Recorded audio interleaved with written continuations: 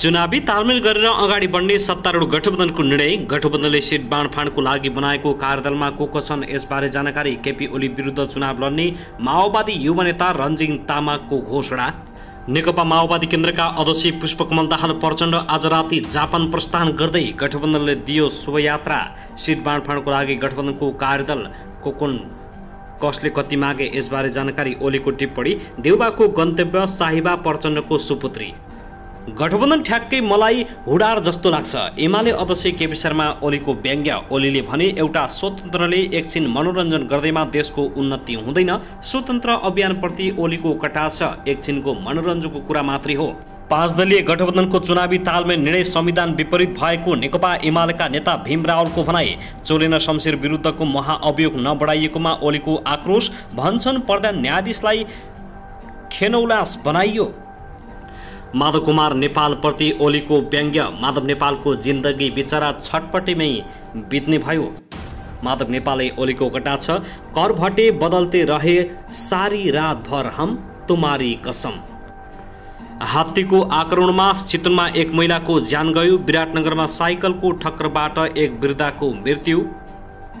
खोलामा तैरिरहेको अवस्थामा शिशुको शव फेला। आखिर कसको हो त्यो शिशु? चीनले लगातार सैन्य अभ्यास गर्दै क्षेपणास्त्र प्रहार गरेपछि अमेरिकाले ताइवान जलसन्धिमा सैन्य जहाज र विमान पठाउँदै। ताइवानले भन्यो चीनको विस्तारवादी सपनाको कुनै अर्थ छैन, हामी जवाब दिन्छौँ। ताइवान सीमा नजिक चीनको सैन्य अभ्यास। ताइवानी राष्ट्रपतिले बल्ल खोलिने मुख। हामी जवाब दिन तयार छौँ। परराष्ट्र मन्त्री डा नारायण खड्का मङ्गलबार चीन भ्रमणमा जाने। भारतमा कोरोना संक्रमितको संख्या बढिसके नेपालमा पनि कोरोनाको संख्या बढ्यो। मुगु राष्ट्रिय आवासीय विद्यालयका 2 शिक्षक सहित 24 विद्यार्थीमा कोरोना संक्रमण पुष्टि। पठन पाठन बन्द। देशभर पछिल्लो 24 घण्टामा 1000 को आसपास कोरोना संक्रमित पुष्टि। 2 जनाको मृत्यु। तेह्रथुममा 13 वर्षीय बालिका बलात्कारी पक्राउ। धनकुटामा पहिरोले पुर्दा 2 जना गम्भीर घाइते। झापामा नवजात शिशुको शव भेटियो। केराबारीमा पहिरो जाँदा मुलुक नारायणघाट सडक खण्ड फेरि भयो अवरुद्ध। बेनी जोमसुम सडक 3 दिनपछि खुल्यो। दोहोरो आवत जावत गर्न सकिने। सुदूरपश्चिममा 1 वर्षमा 2400 आपराधिक गतिविधिका घटना। कक्षा 12 को रिजल्ट बारे निकै ठुलो खबर कहिले आउँदैछ? कक्षा 12 को रिजल्ट। एसीमा पूरक लागेकाहरूको पूरक परीक्षा कहिले हुँदैछ यसबारे पनि सम्पूर्ण जानकारी। झमाझम 11 को भर्ना खुल्यो। कुन कलेजमा पढ्दै हुनुहुन्छ? र नायक तथा अभिनेता पल शाहबारे अदालतले दियो यस्तो आदेश। कति गति छुट्दैछन् यसबारे सम्पूर्ण जानकारी। के पल शाह धरोटीमा छुट्न थालेका हुन् त? र यदि थालेका हुन् भने कति धरोटीमा छुट्दैछन्? अब हेर्नुहोस् पुरा समाचार।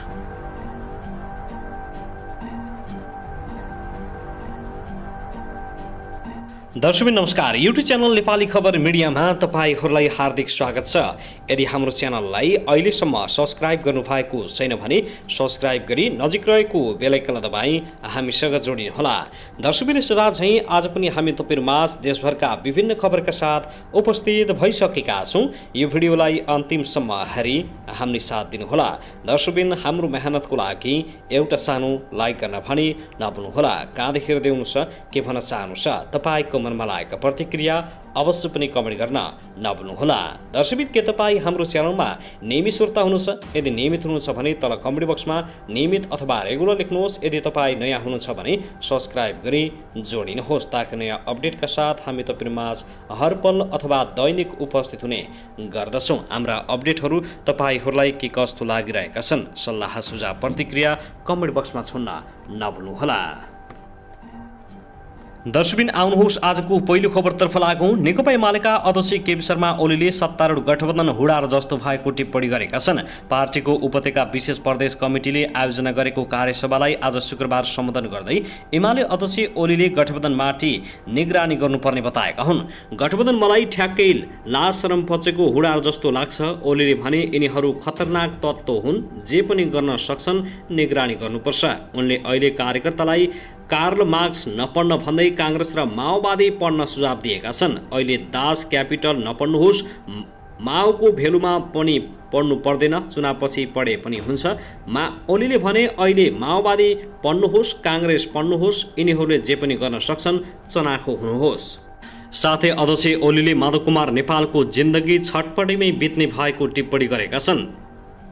कार्यक्रममा बोल्दै उनले नेकपा एकीकृत समाजवादीका अध्यक्ष माधव कुमार नेपालको कुनै गन्तव्य नभएको स्पष्ट पारेका छन्।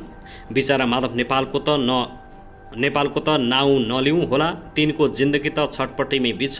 उनले भने गन्तव्य सन्तव्य केही छैन बिचराको। उनले गठबन्धनमा आबद्ध दलको गन्तव्य केही नरहेको जिकिर गरेका छन्। मोहन विक्रमको प्युठान, शेरबहादुर देउबाजीको म्याडम साइबा प्रचण्डको सुपुत्री बाहेक यिनको गन्तव्य सन्तव्य केही छैन। ओलीले भने उनले एमालेलाई 5 वर्ष प्रतिपक्षमा बस्न कुनै गाह्रो नभएको स्पष्ट पारेका छन्। हामीलाई 5 वर्ष प्रतिपक्षमा बस्न गाह्रो छैन र होइन पनि, तर एमालेले हार्दा देश हार्छ। ओलीले भने त्यसैले एमालेले जित्नै पर्छ। उनले अहिले जस्तो राज्य संयन्त्रको चरम दोहन कहिले पनि नभएको आरोप लगाएका छन्। दर्शकबिन त्यसगरी आउनुहोस् अब अर्को खबरतर्फ लागौँ। 13 वर्षीय बालिकालाई जबरजस्ती करडी गरेको अभियानमा छतर गाउँपालिका 2 फयाक बस्ने 21 वर्षीय सडानन्द नेपालीलाई बिहिबार दिउँसो प्रहरीले पक्राउ गरेको छ। नेपालीले ती बालिकालाई ललाई फकाई साउन 12 गते दिउँसो जबरजस्ती करडी गरेको भन्ने जाहेरी प्राप्त हुनासाथ इलाका प्रहरी कार्यालय बसन्तपुरबाट खटिएको प्रहरीले उनलाई पक्राउ गरेको हो। यस सम्बन्धमा प्रहरीले आवश्यक अनुसन्धान गरिरहेको छ। यो तेह्रथुमको घटना हो। साथै उता मेचीनगर नगरपालिका 6 स्थित पालिया खोलामा नवजात शिशुको शव फेला परेको छ। इलाका प्रहरी कार्यालय काँक्रेभिट्टाका प्रहरी नायब निरीक्षक ज्ञानबहादुर महतोले पूर्व पश्चिम राजमार्गदेखि करिब 100 मिटर दक्षिणमा शिशुको शव फेला परेको जानकारी दिएका हुन्। उनका अनुसार शव पानीमा तैरिरहेको अवस्थामा फेला परेको हो। कसको भन्ने अहिलेसम्म जानकारी भएको छैन। शिशु जन्मिने बित्तिकै खोलामा फालेको अनुमान गरिएको छ। घटनाबारे प्रहरीले अनुसन्धान थालेको जानकारी दिएको छ। दर्शकमानुमा त्यसगरी आउनुहोस् अब अर्को खबरतर्फ लागौँ। सत्ता गठबन्धन साउन मसन्तासम्म सिट बाँडफाँडको खाका तयार गर्ने म्यान्टेन सहित कार्यदल गठन गरेको छ। आज शुक्रबार बसेको गठबन्धनको बैठकमा चुनावी तालमेल सहित कार्यदल गठन गर्ने निर्णय गरेको हो। कार्यदलमा काङ्ग्रेसबाट 3 जना र अन्य दलबाट 2 जनाको प्रतिनिधित्व रहेको सञ्चार तथा सूचना प्रविधि मन्त्री ज्ञानेन्द्र बहादुर कार्कीले जानकारी दिएका छन्। कार्यदलमा काङ्ग्रेसबाट कार्की सहित नेता कृष्ण प्रसाद सिटोला र महामन्त्री गगन थापा रहेका छन्। त्यस्तै माओवादी केन्द्रबाट अर्थमन्त्री समेत रहेका जनार्दन शर्मा र नेता वर्षमान पुन रहेका छन्। त्यस्तै जसपाबाट नेताहरू राम सहाय यादव र रमन चेम्जुङ, नेकपा एकीकृत समाजवादीबाट महासचिव बेदुराम भुषाल र उपाध्यक्ष परमेश हमाल रहेका छन्। त्यस्तै राष्ट्रिय जनमोर्चाबाट नेताहरू हिमाल पुरी र आनन्द शर्मा कार्यदलका सदस्य रहेका छन्। सरकारले बिहिबार मात्रै आगामी 4 मङ्सिरका लागि प्रदेश र प्रतिनिधि सभा निर्वाचनको मिति घोषणा गरेको थियो। प्रतिनिधि सभामा 165 र प्रदेश सभामा 330 सिट छन्। गठबन्धनमा ती सबै सिटमा गठबन्धन दलबीच भागवण्डा गर्ने वा केही क्षेत्रमा मात्रै गठबन्धन गर्ने भन्ने बारेमा सहमति भइसकेको छैन। नेताहरू सिट बाँडफाँडका लागि ढाँचा बनाउने सकस पर्ने बताउँछन्। यससँगै प्रत्यक्षमा आफूले जितेका क्षेत्र सुरक्षित राखेर नेकपा एमाले जितेका स्थानमा भागवण्डा गर्नुपर्ने विषय उठे भने सबै ठाउँमा यो ढाँचा काम नलाग्ने काङ्ग्रेसका एक नेताले बताएका छन्। औपचारिक छलफलका क्रममा काङ्ग्रेसले कम्तीमा 95 सिट र अन्य दलले 80 देखि 85 सिट दाबी गर्ने भएका छन्। दर्शकबिन त्यसगरी आउनुहोस् अब अर्को खबरतर्फ लागौँ। मुगुमा एउटै विद्यालयका 26 जना विद्यार्थीमा कोरोना भाइरस संक्रमण देखिएको छ। मुगु मर्काररोङ गाउँपालिकाको पुलुमा रहेको नेपाल राष्ट्रिय आधारभूत आवासीय विद्यालयमा अध्ययनरत 26 जना विद्यार्थीमा कोरोना भाइरस पुष्टि भएको जनस्वास्थ्य निरीक्षक बलिबहादुर बुढाले जानकारी दिएका छन्। 2 जना बिरामी विद्यार्थी बोकेर स्वास्थ्य चौकीमा उपचार गर्न ल्याउँदा शङ्का लागेपछि परीक्षण गरिएको थियो। त्यसपछि सम्बन्धित विद्यालयमा नै गएर एन्टिजेन परीक्षण गर्दा 2 दिनमा 26 जना एउटै विद्यालयका विद्यार्थी सङ्क्रमित भएको जनस्वास्थ्य निरीक्षक बुढाले जानकारी दिएका छन्। सङ्क्रमितहरूलाई सोही विद्यालयको आइसोलेसनमा राखिएको छ। उनीहरूको अवस्था भने सामान्य छ। त्यसैगरी आउनुहोस् अब अर्को खबरतर्फ लागौँ। चितवनमा घाँस काट्न वन गएकी एक महिलाको जङ्गली हात्तीको आक्रमणबाट मृत्यु भएको छ। जिल्ला प्रहरी कार्यालय चितवनका अनुसार भरतपुर महानगरपालिका 6 देवनगर स्थित दक्षिणकाली सामुदायिक वनमा घाँस काट्न गएकी स्थानीय 51 वर्षीय माया विकको मृत्यु भएको हो। उनको शव पोस्टमार्टमका लागि भरतपुर अस्पताल लगिएको छ। दर्शकमानवहरू चितवनको जङ्गलमा मृत्यु हुनेको सङ्ख्या बढ्दै गएको छ, किनकि त्यहाँ बाघको आक्रमण पनि निकै बढेको छ। बाघले पनि महिनामै 2-3 जनालाई खाइरहँदा पनि राष्ट्रिय निकुञ्जले के हेरेर बसेको छ भन्दै त्यहाँका बासिन्दाहरू आक्रोशित भएका छन्। वन जङ्गल नगई आफूले बस्ती भाउ पाल्न नसक्ने र वन जाँदा आफ्नो ज्यानै जोखिममा रहने भन्दै त्यहाँका स्थानीयहरू आक्रोशित भएका छन्। जङ्गली जनावरहरूले आक्रमण गर्दा त्यहाँ धेरैको ज्यान जाने गरेको छ। यो राष्ट्रिय निकुञ्जले पक्कै पनि संरक्षण गर्ने प्रतिबद्धता जनाउनु पर्छ। दर्शकबिन त्यसैगरी आउनुहोस् अब अर्को खबरतर्फ लागौँ। विप्लव नेतृत्वको नेकपाबाट छुट्टिएका धर्मेन्द्र बास्तोला नेतृत्वको विद्यार्थी सङ्गठन अखिल क्रान्तिकारी बहुमतले पेट्रोलियम पदार्थको मूल्य समायोजनको माग गर्दै प्रदर्शन गरेको छ। क्रान्तिकारीले आज बिहीबार टेकु स्थित निगमको कार्यालय अगाडि विरोध प्रदर्शन गरेको हो। विद्यार्थीहरूले अन्तर्राष्ट्रिय बजारमा पेट्रोलियम पदार्थको मूल्य घट्दा पनि नेपालमा भने पुरानै दर कायम राखिएको भन्दै प्रदर्शन गरेका छन्। उनीहरूले पेट्रोलियम पदार्थको मूल्य समायोजन गर्न सरकारलाई दबावमुखी कार्यक्रम गरेका हुन्। नेपाल आयल निगमले इन्धनको मूल्य समायोजन नगर्ने भएको छ। इन्डियन आयल कर्पोरेसन ICOCबाट लगातार 2 पटक पेट्रोलियम पदार्थको मूल्य घटेर आए पनि निगमले भने मूल्य समायोजन नगर्ने जनाएको हो। पछिल्लो पटक आएको नयाँ मूल्य सूची अनुसार पेट्रोल, मट्टीतेल र हवाई इन्धनमा केही नाफा भए पनि डिजल र LP ग्यासमा भने घाटा भएको भन्दै निगमले मूल्य नघटाउने जनाएको छ। निगमले बुधबार विज्ञप्ति जारी गर्दै समग्रमा अझै पनि निगमलाई आगामी 15 दिनमा मासिक 1 अर्ब 27 करोड घाटा हुने स्थिति देखिएको जनाएको छ। सोही घाटा देखाउँदै निगमले पेट्रोलियम पदार्थको बिक्री मूल्य हाललाई यथावत राख्नुपर्ने बाध्यात्मक अवस्था भएको दावी गरेको छ। निगमले बुधबार विज्ञप्ति जारी गर्दै समग्रमा अझै पनि निगमलाई आगामी 15 दिनमा मासिक 1 अर्ब 27 करोड घाटा हुने स्थिति देखिएको जनाएको हो।